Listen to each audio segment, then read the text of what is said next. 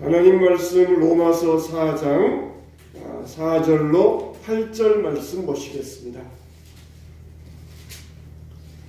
로마서 4장 4절로 8절 말씀 보시겠습니다.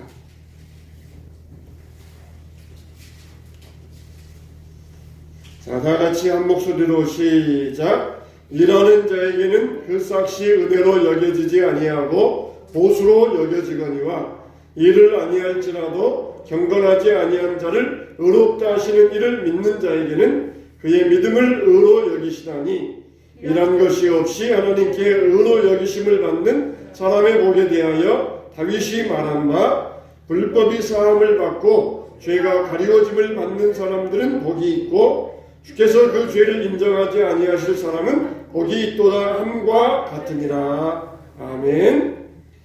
자, 우리는 불법의 사함을 받고 죄가 가리워짐을 받는 복된 하나님의 백성인 줄로 믿습니다. 할렐루야. 할렐루야. 우리는 다 복받은 사람들이에요. 하나님께서 우리를 구원해 주셨습니다. 어떻게 구원해 주셨습니까? 하나님의 은혜로 구원해 주셨어요. 자, 오늘 여기시는 은혜, 우리를 의로 여기신다고 그랬어요. 이 여기시는 은혜에 대하여 말씀을 나누고자 합니다. 첫째로 하나님의 여기시는 은혜는 뭐냐? 하나님의 특별한 계산법이다. 하나님의 특별한 계산법이다. 오늘 말씀에 뭐라고 그랬습니까? 일하는 자에게는 그 싹을 은혜로 여기지 아니하고 보수로 여기거니와 이를 아니할지라도 경건하지 아니한 자를 의롭다 하시는 이를 믿는 자에게는 그의 믿음을 의로 여기시라니. 세상에서는 문호도 무임금이에요. 일하지 아니하면 월급도 없습니다. 그런데 하나님의 계산법은 경건치 아니하고 또 일도 아니한 자에게 하나님께서는 보수를 주신다는 것입니다. 포도원에 들어가는 일꾼들에게는 하나님의 보수가 있어요. 근데 포도원 문 앞에 있다가 포도원에 들어가서 일하는 자들을 괴롭히고 일하러 들어가는 사람들을 때리고 이런 못된 경건치 아니한 사람이었어요. 일도 안 할 뿐만 아니라 경건치 아니하여서 일하는 사람들을 방해하는 회방꾼이었습니다. 바울이 이런 사람이었어요. 그리스도를 거역하고 일하는 사람들을 회방하고 핍박하는 그런 못된 자였어요. 그러니까 바울은 하나님 앞에 큰 빚을 진 사람입니다. 돈의 빚을 졌다 그러면은 열심히 일해가지고 갚을 터인데 죄악에 큰 빚을 졌어요. 근데 이렇게 경건치도 아니하고 일도 아는 사람인데 하나님께서 불러다가 의로 여겨주시고 믿음을 의로 여겨주시고 그리고 일에 대한 보수를 주셨다. 어떻게 이런 일이 일어날 수 있느냐? 그런데 그게 바로 하나님의 계산법이라는 거예요. 사람들은 와서 일해라. 그래야 돈 주겠다. 이게 사람들의 계산법인데 하나님의 계산법은 일도 안 했는데 일한 것처럼 여겨가지고 보수를 주셨다는 것이에요. 이게 하나님의 은혜에 의한 하나님의 특별한 계산법이라는 것입니다. 그래서 빚을 졌으면은 열심히 일해가지고 빚을 갚아야 되는데 이 죄의 빚, 이거는 정말 어떻게 빚을 갚을 수 있습니까? 오직 하나님의 은혜밖에 없다는 것이에요. 그래서 하나님께서 은혜로 믿음으로 의로 여겨주셔가지고 그 사람을 죄인에서 의로운 자로 믿음으로 의로운 자로 여겨주셨다는 것입니다. 할렐루야. 우리는 이 하나님의 특별하신 계산법, 인간적인 세상적인 계산법, 주라, 일해라, 그래야 돈 주겠다, 이게 아니라 일하지 않았는데도 하나님께서는 일한 것으로 여겨가지고 돈을 주셨다는 거예요. 여겼다, 이 말은 하나님께서 이미 계산하고 지불했다, 그런 뜻이에요. 일도 안 했는데 하나님께서 일한 것으로 여겨가지고 해주셨다는 것입니다. 마치 장부에 기입장이 있는데 그 기입장에다가 일한 것으로 여긴 것으로 일한 것으로 기입해 주셨다는 것이에요. 얼마나 하나님의 은혜가 귀하고 감사합니까? 저와 여러분들은 이와 같이 일한 것이 없는데도 하나님의 은혜로 구원받은 사람들인 줄로 믿으시기 바랍니다. 두 번째로, 그러면은 하나님은 또 어떻게 계산해 주셨느냐? 그리스도를 대신하여서 우리의 죄를 삼아 주셨다는 것입니다. 우리 입장에서는 아무런 일도 하지 아니하고 구원을 거저 받았지만 하나님 입장에서는 우리에게 구원을 주기 위하여서 엄청난 대가를 치르셨어요. 그게 뭡니까? 그리스도의 십자가의 대가입니다. 고린도후서 5장 21절에 보면은 하나님의 죄를 알지도 못하신 일을 우리를 대신하여 죄로 삼으신 것은 우리로 하여금 그 안에서 하나님의 의가 되게 하려 하심이라. 우리 입장에서야 하나님의 특별하신 계산법으로 경건치도 아니하고 일도 안 했는데 하나님께서 우리를 믿음을 의로 여겨주셔가지고 일했다, 이렇게 우리를 여겨주셨는데, 하나님께서는 독생선자 예수님을 이 땅에 보내주시어서 십자가에 죽게 하시고 그 보혈의 피를 제물로 받으셔서 우리의 죄를 용서해 주시고 우리를 구원해 주셨다는 것이에요. 그러니까 예수님이 피의 제물 되었다, 예수님이 죄의 제물 되었다는 것이 아니라 예수님 자신이 죄가 되었다는 것이에요. 예수님이 죄인 되셨다는 것입니다. 구약에는 죄 지은 사람이 황소와 양과 염소의 제물을 가지고 가서 그 피로 자기 죄를 속죄받았어요. 근데 이제는 예수님께서 우리를 대신해서 죄인이 되셔가지고 우리가 예수님의 그 죄인 되심으로 말미암아 우리를 의인으로 만들어 주셨다는 것입니다. 베드로전서 3장 16절에 보면은 그리스도께서도 단번에 죄를 위하여 죽으사 의인으로서 불의한 자를 대신하셨으니 이는 우리를 하나님 앞으로 인도하려 하심이라. 그러니까 그리스도께서 불의한 우리를 대신해서 우리 죄를 위해서 죽어주심으로 말미암아 우리가 대신 의롭게 되었다는 것이에요. 또 갈라디아서 3장 13절에서도 이렇게 말씀하고 있는데, 그리스도께서 우리를 위하여 저주를 받은 바 되사 율법의 저주에서 우리를 속량하셨으니 기록된 바 나무에 달린 자마다 저주 아래에 있는 자라 하였습니다. 그러니까 우리가 내 죄가 용서되었다, 그럴 때마다 우리는 이 말씀을 생각해야 됩니다. 우리를 대신해서 나무에 달리심으로써 나무에 달린 자마다 저주 아래 있는 자라 하였습니다. 죄가 없으신 하나님의 아들 우리를 대신해서 죄의 저주 아래 들어가셨다는 것이에요. 그래서 우리를 의롭게 되었는데, 이거는 그냥 된 것이 아니라 하나님의 치밀한 계산 속에서 이 일이 이루어졌다는 것이에요. 여기에서 로켓을 띄워가지고 달로 보내기 위해서는 여기에서 과학자들이 치밀하게 계산합니다. 그런 것처럼 하나님이 우리를 죄 가운데서 구원해 주기 위하여서 그리스도를 대신 십자가에 죽게 하셨는데, 이것은 그냥 아무렇게나 된 것이 아니라 하나님의 치밀하신 계획 속에서, 계산 속에서 되었다는 것이에요. 우리 같으면 왜 하필이면은 예수님이 2000년 전에 중동 지역에서 나사렛 땅에서 왜 거기에서 태어나셔야 했느냐? 예수님께서 한국에서 태어날 수도 있고 아프리카에서 태어날 수 있는데 왜 거기에서 태어나시어서 십자가에 죽으셔야 되느냐? 하나님의 치밀하신 계획 가운데서 되어졌다는 것이에요. 만일 예수님께서 저기 아프리카 같은 나라에서 태어났으면 아마 창에 찔려가지고 죽으셨을지 몰라요.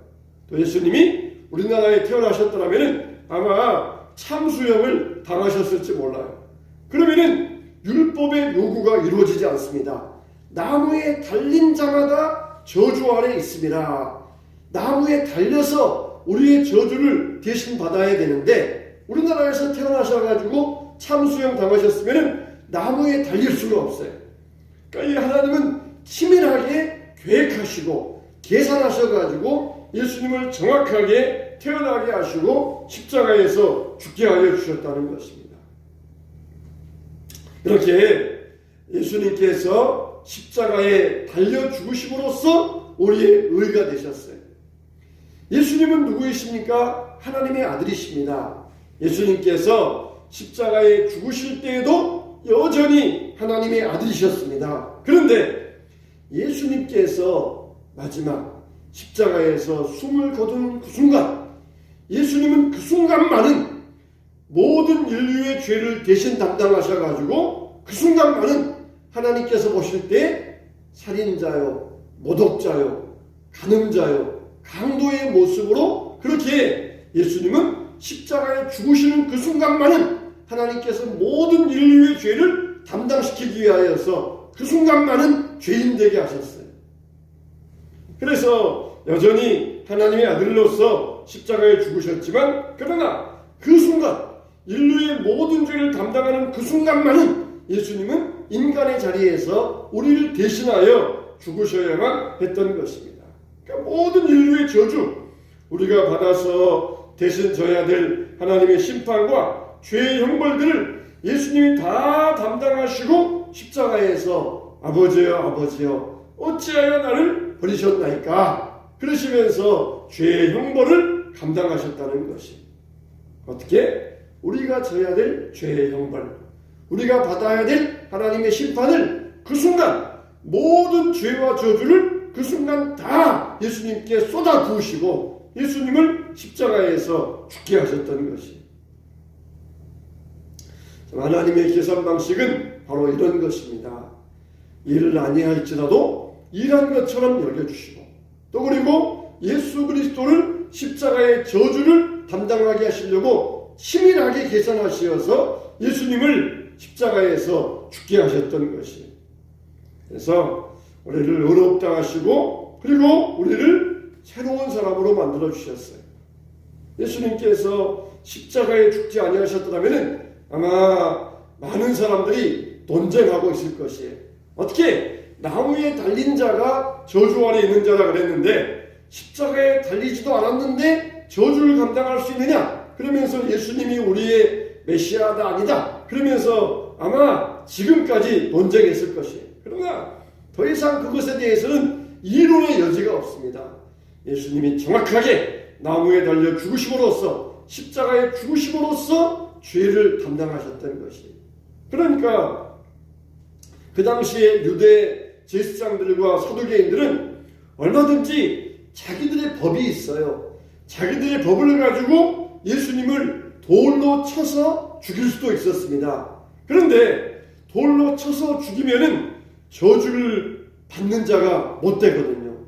예수님을 저주를 받는 자가 되게 하여서 죽게 해야 되는데, 자기들의 율법대로 돌로 쳐서 죽이면은 예수님을 저주받은 자가 되지 못하니까 일부러 굳이 빌라도 총독을 찾아가가지고 빌라도에게 십자가에 달려 죽게 해달라고 그러면서 빌라도에게 요청을 합니다. 빌라도가 뭐라고 합니까? 너희들 법이 있지 않느냐? 너희들 법이 있으니까 너희들 법대로 해라. 그러니까 이들이 뭐라 그럽니까? 예수는 로마 법을 어겼습니다. 자기가 왕이라 그래서 로마 황제에 대해서 반역한 로마 법을 어긴 자입니다. 그러니까 로마 법으로 처형을 내려주세요. 그러면서 빌라도에게 요구를 해요. 빌라도가 볼 때에는 이거는 로마 법이 어긴 것도 아니고 왕이라 하는 것도 황제에게 반역한 것도 아니고, 그러니까 니들 법대로 해라. 그랬는데 굳이 와가지고 예수님을 십자가 나무에 그렇게 달리기 원했던 것이. 근데 이게 뭡니까? 다 하나님의 율법의 요구, 하나님의 계산을 이루기 위해서, 그것이 다 하나님의 철저한 계산 속에서 이루어졌던 일이에요. 얼마나 참 하나님이 치밀하게 일하셨습니까? 이렇게 참 하나님께서 예수님을 십자가에 달려 죽게 하심으로써 우리의 모든 저주를 예수님이 대신 받게 하시고, 그리고 우리를 의롭다함을 여겨 주셨던 것이, 하나님은 지금도 특별한 계산법을 가지고 우리에게 은혜를 베풀어 주고 계셔요. 세 번째로, 그러면 우리는 어떻게 해야 되느냐? 하나님이 우리를 보시는 것처럼 우리도 우리 자신을 보아야 되고 우리 이웃과 성도들을 볼 수 있어야 됩니다. 로마서 8장 30절에 보면은 그들을 의롭다 하시고 의롭다 하신 그들을 또한 영어롭게 하셨느니라. 하나님께서는 제 눈의 왕경이에요. 우리가 까만 안경을 쓰고 세상을 보면은 다 까맣게 보입니다. 근데 예수님은 이제 우리를 보실 때 어떻게 보십니까? 예수님의 보혈의 안경을 쓰시고 우리를 보셔요. 그러면은 예수님의 보혈로 우리를 보시면은 우리가 다 깨끗한 사람으로 보입니다. 우리를 다 의로운 사람으로 보십니다. 다 부모들도 자식들이 제 눈에는 사랑스러워 보이지 않습니까? 그런 것처럼 예수님이 하나님이 우리를 보실 때는 이 사랑의 안경을 쓰시고 사랑의 눈을 가지고 우리를 보시는 거예요. 우리를 어떻게 보셔요? 우리를 사랑의 눈으로, 의로운 눈으로 우리를 보고 계신다는 것입니다. 근데 마귀는 끊임없이 우리에게 찾아와서 정죄합니다. 야, 너 오늘 또 누구 미워하고 입으로 누구를 쉬게 하고 욕하지 않았느냐? 그런데 오늘 예배 가서 하나님을 예배하고 찬양한다고? 너 같은 게 하나님을 찬양하면은 하나님이 너의 찬양을 받아주시겠느냐? 너의 기도를 들어주시겠느냐? 그러면서 끊임없이 우리를 정죄합니다. 네가 오늘 한 일이 뭐가 있느냐? 근데 오늘 하나님께 예배드리고 하나님 말씀을 전한다고? 네가 무슨 그런 자격이 있어? 끊임없이 우리를 정죄해. 그럼 우리는 어떻게 됩니까? 하나님이 우리를 보시는 것처럼 우리 자신을 볼 수 있어야 돼요. 또 하나님이 우리 형제와 자매들을 보는 것처럼 우리들이 형제 자매를 볼 수 있어야 됩니다. 저 사람 참 나쁜 사람이야. 왜? 항상 다른 사람을 뒤에 가서 욕하고 다녀. 근데 저 사람은 참 나쁜 사람이야. 그러나 하나님께서 보실 때에는 예수님의 보혈의 안경으로 보실 때에는 다 깨끗한 사람으로 보신다는 것이, 비록 죄와 허물이 있지만 하나님은 의로운 사람으로 보신다는 것입니다. 우리도 마찬가지예요. 우리도 우리 자신을 볼 때에도 다른 사람을 볼 때에도 예수님의 보혈의 안경을 쓰고 깨끗한 마음으로 의로운 사람으로 볼 수 있어야 됩니다. 우리는 의의가 없는 사람이었습니다. 죄만 잔뜩 짊어진 그런 사람이었어요. 근데 예수님께서 우리 죄를 짊어지시고 십자가에 죽어주심으로써 예수님의 의를 우리에게 뒤집어 씌워주셨다는 것이, 이걸 신학적인 용어로 뭐라 그럽니까? 따라서 합시다. 전가하셨다. 네, 전가시켜 주셨다는 거예요. 예수님의 의를 우리에게 뒤집어 씌워주시고 우리의 죄를 예수님이 대신 가져가시고 이걸 우리에게 전가시켜 주셨다는 것이, 그래서 하나님이 죄 없으신 예수님을 우리의 죄로 삼아주시고 그리고 예수님의 의를 우리에게 전가시켜 주심으로써 우리가 하나님의 의가 되게 하셨다는 것입니다. 그래서 마르틴 루터는 이렇게 고백했습니다. 주 예수님, 내가 주님의 죄인 것과 마찬가지로 주님은 나의 의가 되십니다. 주님은 나의 것을 스스로 취하셨고 대신 주님의 것을 내게 주셨습니다. 주님은 주님이 아니었던 것을 스스로 취하셨고 대신 과거에 내가 아니었던 것을 나에게 주셨습니다. 이게 하나님의 특별한 계산법이라는 것이에요. 그래서 더 이상 우리들은 죄 가운데 사는 사람들이 되지 않았고 주님의 것을 소유하게 되었다는 것입니다. 로마서 6장 11절 말씀 보면은 이와 같이 너희도 너희 자신을 죄에 대하여는 죽은 자요 그리스도 예수 안에서 하나님께 대하여는 산 자로 여길지어다. 할렐루야, 할렐루야. 그리스도 예수 안에서 너희들이 죄에 대해서는 죽은 자로 어떻게 하라고요? 여기고, 그리고 그리스도 예수 안에서 하나님께 대하여는 산 자로 여길지어다 라는 것이에요. 그러니까 죄가 옆에 있어요. 죄가 우리를 유혹합니다. 그러면은 나는 죄에 대해서 죽었어요. 나는 죄에 대해서 죽은 걸로 여깁니다. 그러면 죄가 아무리 우리를 들쑤셔도 죄에 대해서 죽었으니까 죽은 자가 무슨 반응을 하겠습니까? 아무런 반응을 못해요. 그렇게 여기라는 것이에요. 또 하나님에 대해서는 산 자로 여길지어다. 하나님 안에서는 내가 살았다. 그런 자로 여기라는 것입니다. 그러니까 기독교의 죽고 사는 교리, 이걸 바로 칭호를 두고 말하고 있는 것이에요. 우리는 더 이상 우리 자신을 볼 때에 내가 내 자신을 보는 것처럼 보지 말고, 다른 사람을 볼 때에 여러분이 다른 사람을 보는 것처럼 여기지 말고, 하나님이 나를 보시는 것처럼, 하나님이 그 사람을 보시는 것처럼 여겨야 된다 하는 말씀인 것입니다. 여러분, 우리는 어떻습니까? 전에는 다 죄의 종이었어요. 그런데 이제는 하나님의 자녀가 되었습니다. 그런데 여전히 마귀가 우리를 알아봐요. 너 얼마 전까지 내 밑에 있었잖아. 내 종이었잖아. 네가 여기 와서 뭘 먹으려고 그래? 그러면서 우리를 내쫓을까봐 두려워하고 겁을 내고 있다는 것이, 당당하게 가서 나는 이제 죄의 종, 너의 노예가 아니다. 나는 하나님의 자녀가 되었다. 당당하게 믿음으로 나아갈 수 있어야 됩니다. 할렐루야. 할렐루야. 이제는 내가 나를 보는 것처럼, 마귀가 나를 보는 것처럼 나를 보지 말고, 하나님이 나를 보시는 것처럼, 의로운 예수님의 보혈의 안경을 끼고 나를 보시는 것처럼 우리 자신들을 볼 수 있어야 됩니다. 여전히 두려워하면서, 마귀가 아무리 여러분들에게 정죄한다 할지라도 그리스도 예수 안에 있는 자에게는 정죄함이 없나니 그리스도의 법이 사망의 법에서 우리를 해방하였습니다. 우리 당당하게 선포할 수 있어야 된다는 것이, 이제는 우리는 신분이 바뀌었습니다.